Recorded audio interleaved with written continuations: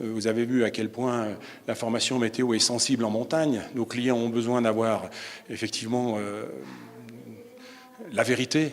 C'est pas pour rien qu'on parle de preuve par l'image, c'est pas pour rien qu'on a fait intervenir tous les techniciens.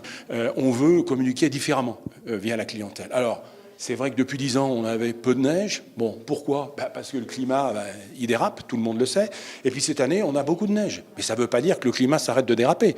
Le climat continue à déraper, il nous en apporte la preuve. Puisque d'un excès de manque de neige, on passe à un excès de plus de neige. Donc effectivement, il faut redoubler de vigilance. Et c'est pour ça qu'on a introduit la donnée climatique et on a fait intervenir tous ces responsables, ces scientifiques.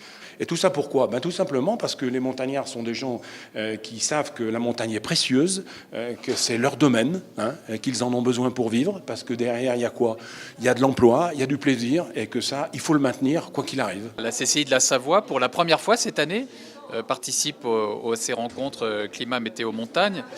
Et notre présence est tout à fait logique puisque ça fait longtemps qu'à la CCI de la Savoie, nous considérons que le développement durable et notamment la lutte contre le réchauffement climatique sont des leviers de compétitivité et de croissance pour les entreprises. Mon travail consiste donc déjà à étudier le manteau neigeux, à savoir de quel type de grain de neige il est constitué pour savoir si oui ou non on va vers l'élévation du risque d'avalanche ou vers la baisse des risques d'avalanche. Et dans ce cadre-là, forcément, on travaille un petit peu avec la météo parce que la matière, c'est la neige. Il faut qu'il y ait des précipitations pour qu'il y ait des avalanches. Et donc, du coup, j'ai aussi un gros travail de statistiques qui se fait notamment l'été, à savoir les cumuls de neige, les températures, l'élévation des températures ou non, etc. Et là, dans les cumuls de neige, on remarque par exemple que sur 30 ans, on a des cumuls de neige très très hétérogènes. Et si on fait une courbe lissée, globalement, on reste à un certain niveau. On ne voit pas une énorme diminution des chutes de neige. Par contre, une certaine hétérogénéité avec tantôt de très bonnes années et tantôt de mauvaises années. On va utiliser les satellites pour cartographier avec une grande précision le manteau neigeux. Tous les jours, le satellite repasse, donc on va voir tout un historique. Ça, c'est la première phase. La deuxième phase, ça va être l'évolution du manteau neigeux, parce qu'il se tasse, et aussi, des fois, il commence à riper.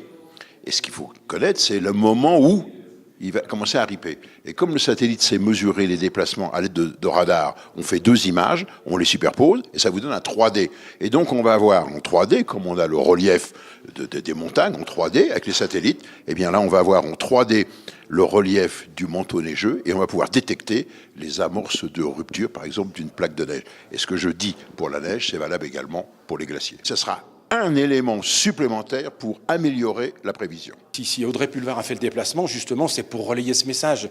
C'est parce qu'elle est consciente qu'effectivement, il y a un vrai problème. S'il y a un problème, il faut réfléchir et puis il faut trouver des solutions. Donc, cette manifestation, c'est exactement comme l'appel du président de la CCI, l'appel de la Plagne. J'espère que ça restera dans les mémoires. Il appelle à la réflexion, il appelle à avoir une certaine altitude sur les décisions qu'on prendra demain pour effectivement faire en sorte que, comme le dit Patrice Drevet dans son propos, que la montagne est belle et pourvu qu'elle le reste longtemps.